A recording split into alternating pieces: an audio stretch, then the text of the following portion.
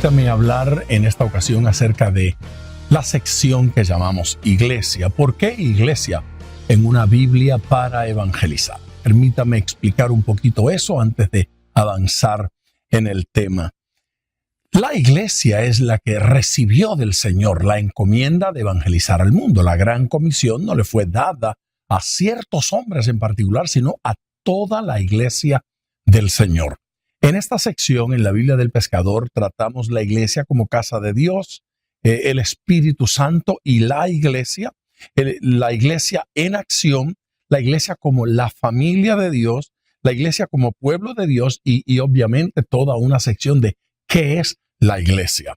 El propósito es que entendamos el concepto de la Iglesia universal, todos los creyentes del mundo en todas las épocas de la historia, desde el inicio de la Iglesia hasta que la Iglesia sea levantada para estar con Jesucristo. Por otro lado, la Iglesia local, el concepto bíblico de una iglesia en una comunidad, en la expresión de la Iglesia como cuerpo de Cristo, la Iglesia del Señor. Visualizar la Iglesia de esta manera nos hace comprender la idea de unidad del cuerpo de Cristo.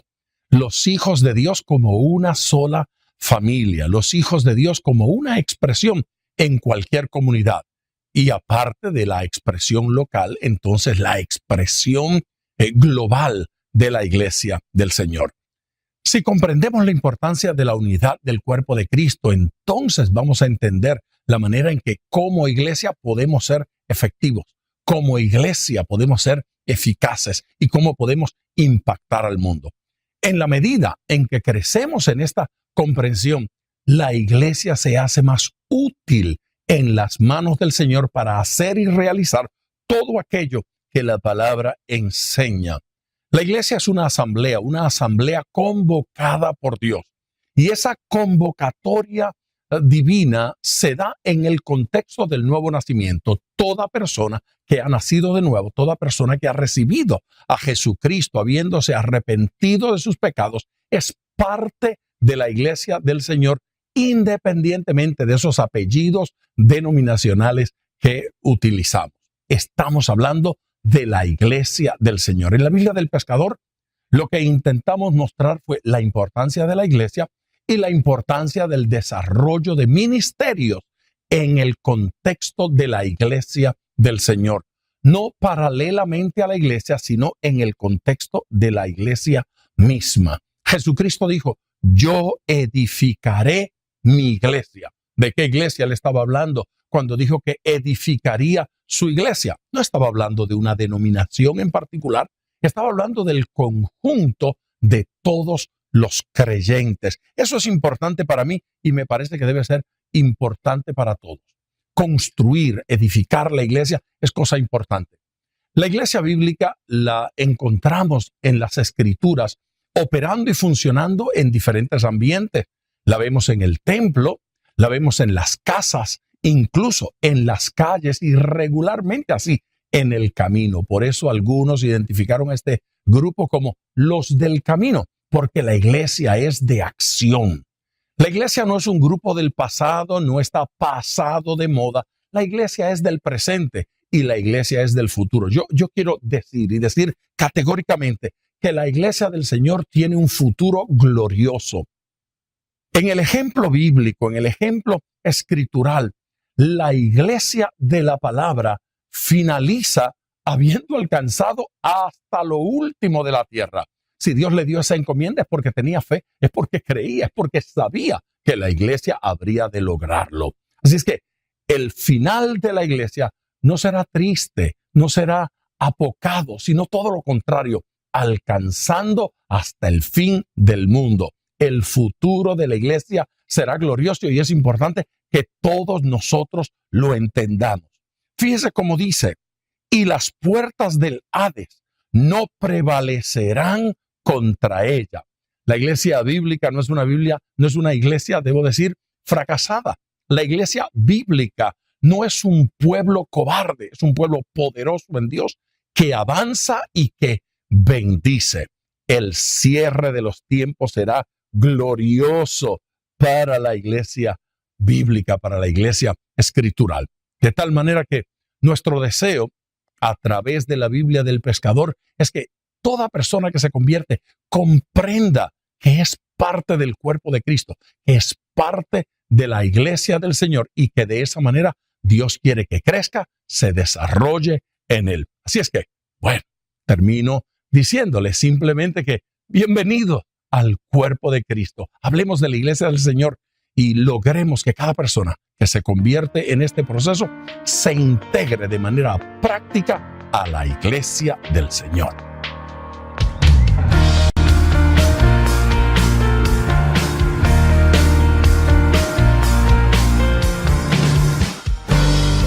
Este logo es un anzuelo y es uno de mis favoritos. Es el logo que utilizamos para ilustrar evangelismo en la Biblia del Pescador. Evangelismo es la razón por la cual esta Biblia fue diseñada. Si la hicimos para algo, fue para ganar almas, para exponer el mensaje de Jesucristo ante los hombres, ante cada figura con la cual nos relacionamos en nuestro diario vivir.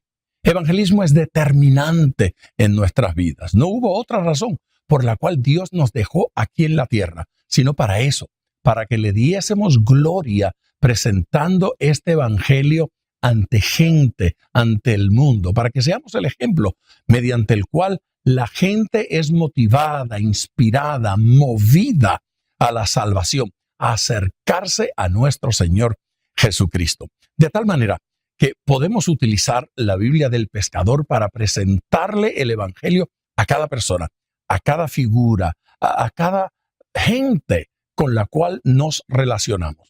¿Qué tipo de persona es esa con la cual nos relacionamos diariamente? Bueno, pues la Biblia del Pescador está diseñada para que le podamos predicar a un político, a un empresario, a un hombre de negocio. La Biblia del Pescador está diseñada para que hallemos esos versículos específicos que necesitamos para compartirle el evangelio a gente determinada. Y quiero explicar esto. Los cristianos, como he dicho en tantas ocasiones, a menudo no sabemos de memoria 2 o 3 versículos. Y yo doy gracias al Señor por Juan 3:16, porque Juan 3:16 es uno de esos versículos que sirve para todo y que sirve para todo el mundo. Podemos evangelizar casi a cualquier persona simplemente diciéndole cuál es el contenido de Juan 3:16. Pero si Dios hubiese querido que utilizáramos un solo versículo, entonces no nos hubiese dado 66 libros. Hay 66 libros en la Biblia y todos ellos útiles para que podamos compartir el evangelio. Cuando nosotros le predicamos a un político, debemos utilizar algún pasaje que hable de eso. La Biblia del Pescador nos va a dar versículos específicos para hablarle a una mujer, a un hombre, a un joven, a un niño. Nos va a dar versículos específicos para hablarle a un empresario, a un preso, para hablarle a un carcelero, lo mismo que a un abogado, a un profesional de la salud, a un médico, a una enfermera. Encontramos en la Biblia situaciones en las cuales el evangelio, la verdad de Dios, le es presentada a personas diversas y cómo utilizarlo para evangelizar a una persona en particular. ¿Cuántas veces hemos visto la escena donde alguien le está predicando, por ejemplo, a una niña de 10 años y de repente le lee el pasaje de la mujer adúltera? La pobre niña de 10 años tiene que preguntarse de qué se trata, qué me están tratando de decir, qué significa adulterio. No es apropiado, no es pertinente. Encontrar, por ejemplo, un pandillero en la Biblia fue cosa que nos dio problema, resultó difícil, pero encontramos un joven que se rebeló y en su rebeldía se fue de la casa, se fue del hogar, abandonó la familia. Ese joven se unió con sus amigos, creó una pandilla en tiempos bíblicos y se dedicaron a delinquir. Y en esa experiencia Dios los alcanzó. Dios los rescató, Dios le habló y lo restauró. Lo trajo nuevamente a la casa, lo trajo nuevamente a la familia y lo bendijo. ¿Por qué es importante encontrar este tipo de versículos? Bueno, porque cuando usted está evangelizando y le muestra a un joven pandillero que la Biblia habla de ellos, ese joven se siente identificado, siente que la Biblia es pertinente, siente que la Biblia es para él. Cuando le podemos decir, aquí habla de gente como usted, le mostramos el amor de Dios, que Dios ama al pandillero, que Dios ama al homosexual, que Dios ama a la prostituta, que Dios ama a la ama de casa, que Dios ama al hijo, al padre, al anciano, al jovencito.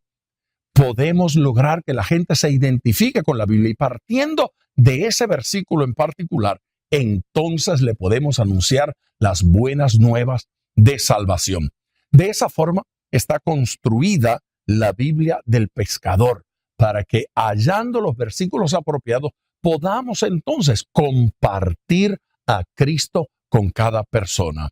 Me gusta como el apóstol Pablo habla en la segunda carta a los Corintios, en el capítulo 5 y versículos 17 en adelante. Él presenta tres cosas acerca de la evangelización. Allí lo llama reconciliación. La primera, que la reconciliación es una experiencia, la salvación es una experiencia, y quien no ha vivido la experiencia de la salvación no la puede compartir. En segundo lugar, dice que la salvación o la reconciliación es un ministerio. Ahora se da cuenta, el pasaje dice que la experiencia antecede al ministerio de la reconciliación. Esto es importante verlo y entenderlo. La experiencia de la reconciliación viene primero, luego el ministerio de la reconciliación. No debe evangelizar aquel que no ha vivido la experiencia de haber sido evangelizado, de haber nacido de nuevo y de haber experimentado salvación en Cristo Jesús. La profundidad de la experiencia va a determinar la profundidad del ministerio. El alcance de nuestra experiencia con el Señor determina el alcance de nuestro ministerio. La intensidad de nuestra experiencia de salvación va a definir la intensidad de nuestro ministerio evangelístico. Así es que es importante que en algún momento de nuestras vidas nos hayamos sentido perdidos, necesitados de Cristo, porque eso nos va a hacer valorar a Cristo Jesús y la salvación. Ya dije que este pasaje nos enseña que la reconciliación es una experiencia. Dije también que nos enseña que es un ministerio. Ahora quiero que veamos que el pasaje nos dice cómo Cristo lo hizo. Y dice que Dios lo hizo no tomándole en cuenta a los hombres sus pecados. ¿Qué quiere decir? Que para Dios da lo mismo salvar a una prostituta que salvar a un religioso. Da lo mismo salvar a un hombre que a una mujer, a un niño que a un viejo. No importa el tipo de persona y no importa el tipo de pecado. La sangre de Cristo tiene poder para limpiar a aquel que siente que ha pecado poco o aquel que siente que ha pecado mucho. Por último, este pasaje dice que es tarea de embajadores, ¿sí? Somos embajadores en nombre de Cristo, diciéndole al mundo o reclamando, suplicándole, reconciliaos con Dios. ¿Qué es un embajador? Un embajador es un representante de otro país, de otra nación. No es de nuestro país, es de otro.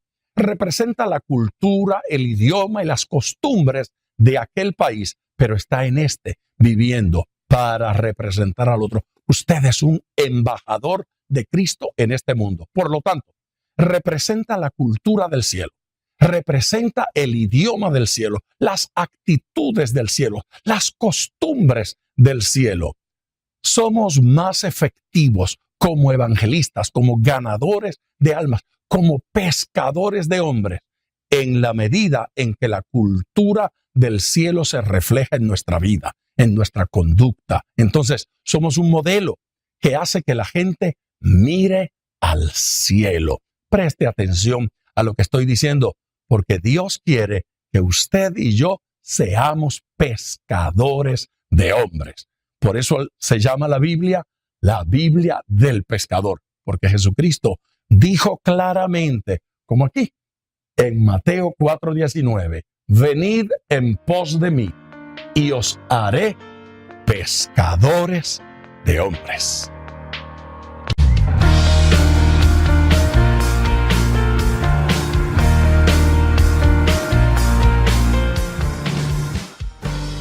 Permítame hablarle un poco acerca de esta sección que se llama Doctrina Cristiana.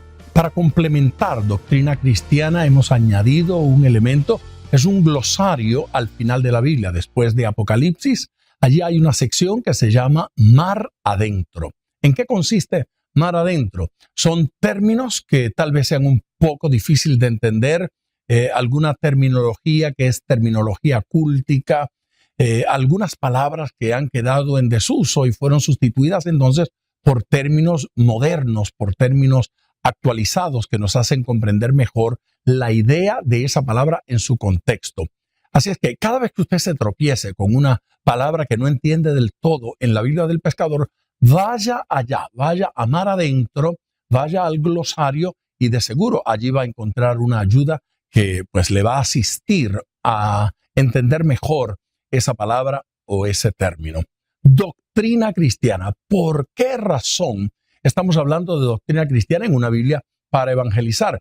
Quiero responder a eso y responder con claridad. Fue Juan Wesley quien en una ocasión nos dijo que si él iba a engendrar hijos bastardos, prefería no tenerlos, prefería no engendrarlos. ¿Por qué? Bueno, porque para Juan Wesley la tarea de evangelizar implicaba la responsabilidad de educar y de formar a aquellos hijos espirituales que se habían convertido, aquellos que habían nacido de nuevo. Es decir, para Juan Wesley no solo teníamos que evangelizar, teníamos que educar, teníamos que formar, teníamos que enseñar los primeros pasos. ¿Cómo hacerlo sin tener una sección de doctrina? Esta sección que llamamos Doctrina Cristiana intenta cubrir todas aquellas doctrinas principales, aquellas doctrinas fundamentales que necesitamos compartir con el nuevo convertido y a veces con el que lleva bastante tiempo ya convertido. Regularmente un cristiano puede explicar, puede responder a qué significa una doctrina en particular, pero de vez en cuando se nos escapan los versículos específicos para explicarla, se nos olvida dónde están esos versículos. Otra vez, la Biblia del Pescador está organizada en forma temática en su sección de doctrinas y usted podrá ir viendo doctrinas tales como el pecado, la iglesia, Jesucristo, la palabra de Dios, Satanás, doctrinas como ángeles, Dios, dones espirituales, el fruto del espíritu, el hombre. Como puede ver, se incluye una gran cantidad de doctrina, claro. Y bajo esos temas que acabo de mencionar, aparecen algunos usos de esa doctrina o enfoques de esa doctrina particulares. Como en toda la Biblia del Pescador, funciona de la misma manera. Un versículo específico y partiendo de ese versículo, entonces vamos avanzando a través de la Biblia hasta tener la comprensión total de esa doctrina. El cristianismo es interesante y lo que va sucediendo con la iglesia sumamente importante y digno de considerar. Todos parecemos estar convencidos y claros de qué cosa cree Dios acerca de la salvación, qué cosa dice la Biblia acerca de la fe, acerca de la resurrección de muertos. Pero cuando le pedimos a una persona que lo explique, entonces comienza el titubeo y parece que ni están claros los versículos en nuestra mente y tampoco los conceptos. Bueno, ¿por qué razón enseñar doctrina desde la perspectiva de lo que cree una religión o de lo que cree cierto predicador? Mire bien, la Biblia es la máxima autoridad en temas doctrinales. Ningún libro contiene el pensamiento de Dios como lo contiene la Biblia. Entonces no podemos enseñar doctrina sin utilizar la Biblia. Hay dos cosas que quiero mencionar y que salieron de la boca de Jesús. En el capítulo 7 del Evangelio de Juan y versículo 16, Jesús hace este comentario: mi doctrina no es mía, sino del que me envió. Jesucristo estaba diciendo que era importante que la gente comprendiera que su doctrina no era de él. Jesús no decía ser propia la doctrina, sino de aquel que lo había enviado. Eso dio autoridad a las palabras que salían de la boca de Jesús. No era un hombre cualquiera que andaba inventando qué cosa decir. ¿Cómo entonces algunos seres humanos pueden llegar a creer que tienen una doctrina que enseñar y una doctrina que compartir? No, en la medida en que la doctrina que enseñamos es la doctrina bíblica, entonces esa doctrina tiene autoridad. En la medida en que estamos enseñando palabra de Dios, en esa medida tenemos autoridad para esperar que la gente no solo responda y obedezca a la doctrina, sino que cambie y sea transformado. Es importante que cada predicador, que cada ministro, que cada creyente entienda que la doctrina que está compartiendo no le pertenece, no es mía. No, esta no es la doctrina del pastor, ni siquiera la doctrina de la iglesia, es la doctrina de Dios. Mi doctrina no es mía. Ojalá y cada creyente que toma la Biblia del pescador en sus manos la tome para compartir la doctrina del Señor, no la doctrina de cada individuo. Por otro lado, la doctrina de los apóstoles, dice la Biblia, Hechos, capítulo 2, versículo 42, y perseveraban en la doctrina de los apóstoles. ¿De qué apóstoles? De aquellos apóstoles. Aquellos 12 que habían recibido la doctrina directamente de Jesús. Aquellos hombres que habían estado con él durante 3 años y medio, que habían sido enseñados y educados por él. Establecieron la base doctrinal que creemos hasta el día de hoy. Cuando hablamos de doctrina, estamos hablando de la constitución de la iglesia. Estamos hablando de ese elemento que no puede ser cambiado, que no puede ser modificado. Las doctrinas no se desarrollan, las doctrinas no crecen, a la doctrina no se le añade. La doctrina del Señor, la doctrina de Dios, la doctrina apostólica es el mensaje de Dios para nosotros ayer, hoy, mañana y siempre. La palabra de Dios no cambia. Debemos entender esto. El cielo y la tierra pasarán, pero la palabra de Dios no pasará. Y todo hombre que al hablar utiliza como fundamento este libro, al tal se le creerá y el tal tendrá poder en su boca para la transformación de vidas. Un último versículo está en la carta del apóstol Pablo a Timoteo, en el capítulo 4, versículo 1. Pero el Espíritu dice claramente que en los postreros tiempos algunos apostatarán de la fe, escuchando a espíritus engañadores y a doctrinas de demonios. Qué fea expresión, qué duras palabras, pero no tendrá nada que ver ni con usted ni conmigo en la medida en que seamos maestros con la Biblia en la mano.